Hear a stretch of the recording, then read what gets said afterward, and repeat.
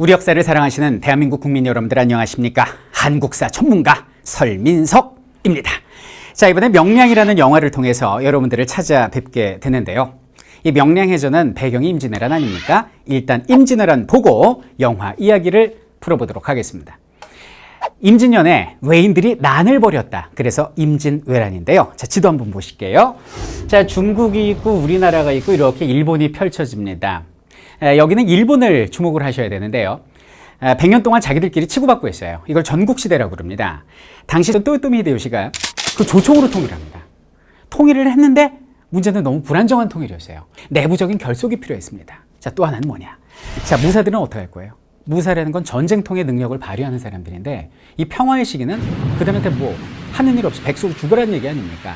안 되겠다. 이들의 에너지를 표출할 수 있는 분출구를 찾아야겠다는 생각을 합니다. 자, 이런 상황에서 일본이 드디어 우리나라를 침공을 한 겁니다. 자, 부산포로 쳐들어온 거죠.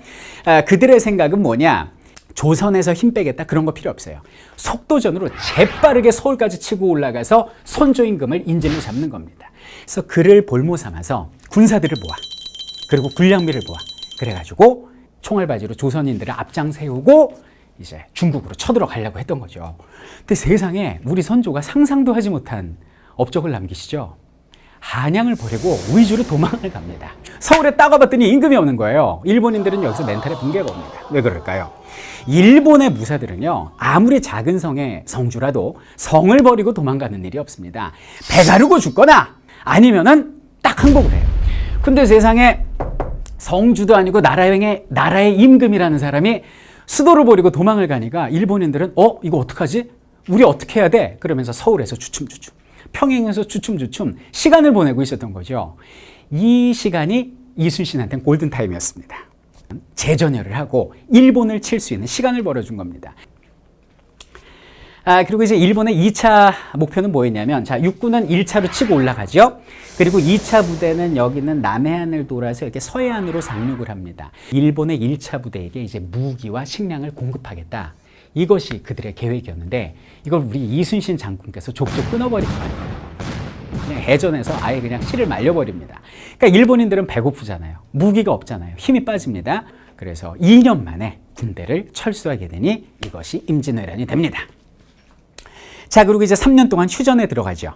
그리고 휴전이 결렬되고 나서 1597년에 정유년의 제차 외인들이 난을 벌이거든요. 요게 2년 동안 벌어진 정유재란이 되고요. 자, 우리의 영화 명량은 여기는 정유재란 초반에 일어난 이순신의 전투를 그리고 있다. 자, 근데 이순신 장군님의 전투가 굉장히 많습니다. 그런데 왜 하필이면 김한민 감독은 포커스를 명량에 맞춘 것일까요? 그것은 그 전에 있었던 이순신 장군의 전투 스타일을 보면 이해가 됩니다. 자, 여길 보시죠. 자, 전쟁 초반에 이순신의 연전연승 기록이 되겠습니다. 오포해전, 하포, 적진포, 사천, 당포, 당항포, 율포, 한산도, 안골포, 그리고 부산포까지 연전연승을 하는데요. 이순신 장군의 전투 스타일은 뭐냐?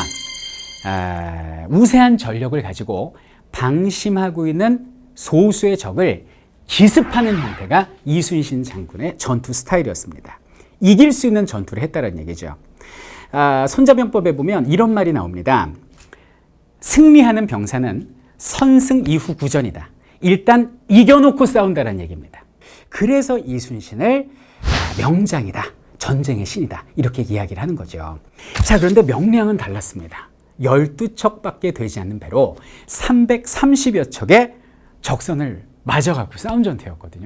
장군, 이 싸움은 불가합니다.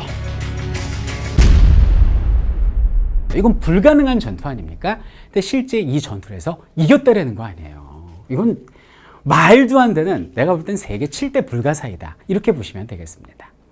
아니, 근데 그럼 이순신 장군이 왜 이렇게 불리한 전투를 나가 싸울 수밖에 없었을까요? 그리고 그 수많은 조선의 판옥선, 거북선 다 어디 간 겁니까? 원효 장군께서 다 해드셨습니다. 그 얘기를 잠깐 해보도록 할게요.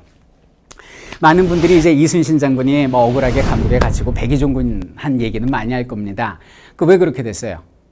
선조가 시기심이 많아서 뭐 붕당 정치의 폐해 때문에 글쎄 좀 더 우리 디테일하게 살펴보자고요. 왜 선조가 이순신을 잡아가들 수밖에 없었는가? 선조 입장에서 한번 보도록 하겠습니다. 첫 번째는 뭐냐면 엄청난 이순신의 세력이 선조를 압박을 했습니다. 이순신 같은 경우는 처음에는 여기는 전라 좌수사로 부임을 했는데요. 전공을 세우자 춘청, 전라, 경상을 아우르는 삼도수군 통제사가 됩니다. 그리고 주변 내륙에 있는 70여 개 고을의 행정권과 군사권을 모두 다 잡게 된 거죠. 백성들은 이순신 근처에 가면 안전하다고 그래서 모든 백성들이 구름처럼 몰려들게 됩니다. 그러니까 선조는 어떻게 돼요? 굉장히 예민하거든요. 의심 많고 시기심도 많은 사람이에요. 본인은 의주로 도망가려 했던 비겁의 아이콘으로 백성들한테 낙인 찍혀 있는데 이순신은 무슨 왕처럼 해상 왕국을 만들고 거기에 왕처럼 군림하고 있는 것처럼 보인 거죠. 밖에 외가 적이라면 안에는 이순신이라는 또 하나의 적이 서서히 크고 있다라고 선조는 압박감을 느꼈던 것이죠. 자, 또 하나 선조 입장에서는 굉장히 오만하고 방자한 장수라고 생각을 했습니다. 선조의 아들이 누구냐면 영화로 나왔던 광해예요. 광해가 이제 전장을 뛰어다니면서 의병을 진두지휘하는데 이순신한테 편지를 보냅니다. 묵과를 실시할 테니까 장군은 병사들 좀 뽑아가지고 오세요. 이순신이 뭐라 그러냐? 지금 전시 상황입니다. 제가 갈 수 없으니까 한산도에서 제가 묵과를 치르겠습니다. 이렇게 얘기를 합니다.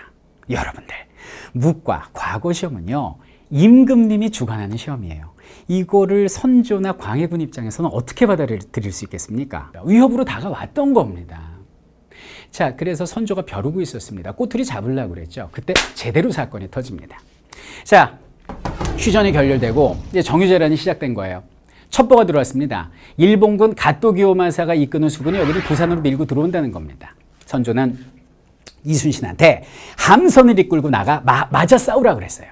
여기에 이순신이 거부를 합니다. 이유는 뭡니까? 적의 첩보를 믿을 수가 없다. 그러면서 출정을 하지 않았어요. 근데 문제는 뭐냐면 정말 갓도기요마사가 치고 들어온 거예요. 그래갖고 우리나라에 상륙을 해버립니다. 전세가 불리하게 된 거죠. 선조는 불같이 노합니다. 이순신을 죽이라고 그래요. 전시에 항명하는 군인은 사형이거든요. 그래서 이순신 장군이 끌려 올라가서 고문을 당하시고 감옥에 갇히시고 백의종군을 당하신 겁니다. 자, 그럼 새로이 삼도수군 통제사로 온 게 누구냐? 원균이었습니다. 원균 처음에 큰 소리 쳤어요. 내가 가면 부산포 가서 외놈들 쓸어버리겠습니다. 그리고 딱 왔는데 어려움에 처하게 됩니다.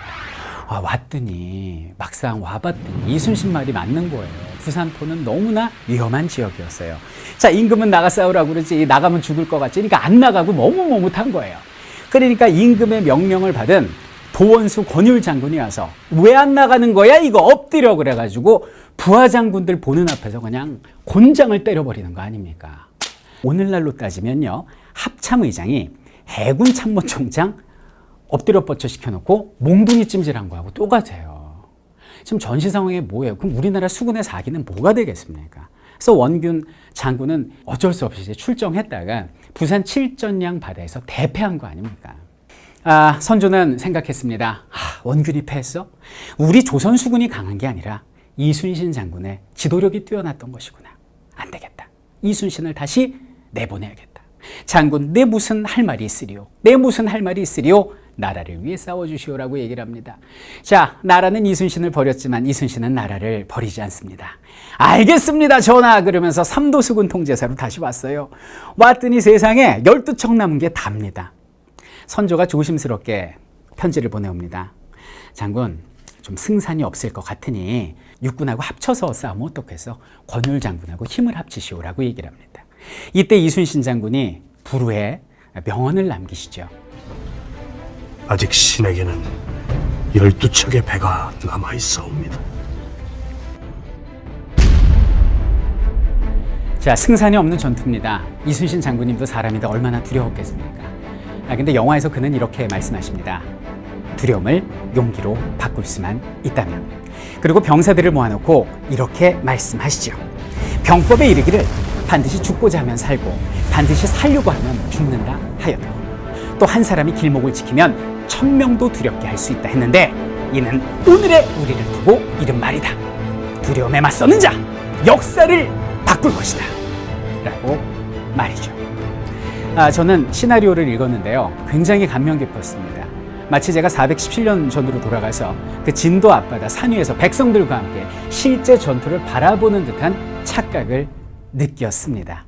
자, 그날 그 현장에서 과연 어떻게 우리가 승리할 수 있었을까요? 영화를 통해 확인해 보도록 하겠습니다. 12척의 조선대, 330척의 왜군, 역사를 바꾼 위대한 전쟁이 시작됩니다.